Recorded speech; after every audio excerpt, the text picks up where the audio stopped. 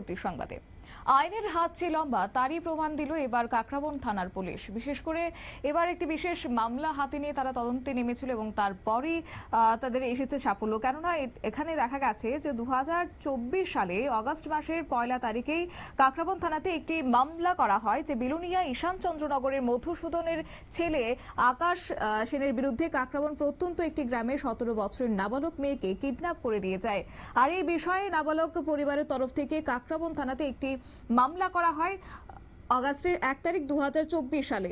ছেলেটি মেয়েটিকে নিয়ে অন্য রাজ্যে পাড়ি দেয় এবং এই বিষয়ে মামলা হাতে নিয়ে তদন্ত চালাচ্ছিল। পরবর্তী সময়ে কাকরাবন থানার পুলিশে তদন্ত নেমেই অবশেষে 8 মাস পর ওসি রাজু ভৌমিকের যৌথ প্রচেষ্টায় আগরতলা এডিনগর থানার অন্তর্গত এলাকা থেকে বুধবার গভীর রাতেই নাবালক মেয়ে সহ আকাশ সেনকে গ্রেফতার করতে সক্ষম হয় কাকরাবন থানার পুলিশ।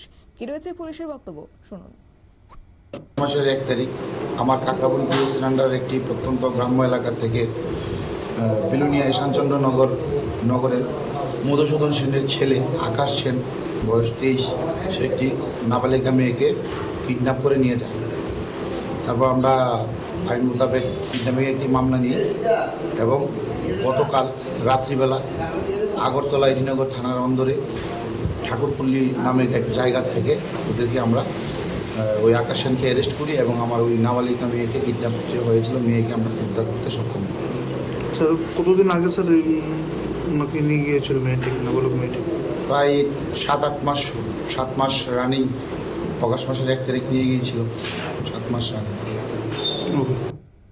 আপনারা শুনলেন ওসি রাজু ভৌমিকের বক্তব্য। অর্থাৎ বিগত 8 মাস পূর্বেই সেই অভিযুক্ত আকাশ সেন সে একটি নাবালিকাকে কার্যত অপহরণ করে বলে অভিযোগ উঠে আসে এবং তারপরে মামলা হাতে নিয়ে তদন্তে নেমেছে এবং তারপরে গতকাল রাতে সেই আকাশ সেনকে গ্রেফতার করতে সক্ষম হয় কাকরাবন থানার পুলিশ। বৃহস্পতিবার উদয়পুর কোর্টে আকাশ সেনকে প্রেরণ করা হয়েছে। নিয়ে নিচ্ছি ছোট্ট একটি বিজ্ঞাপন বিরতির সঙ্গে থাকুন।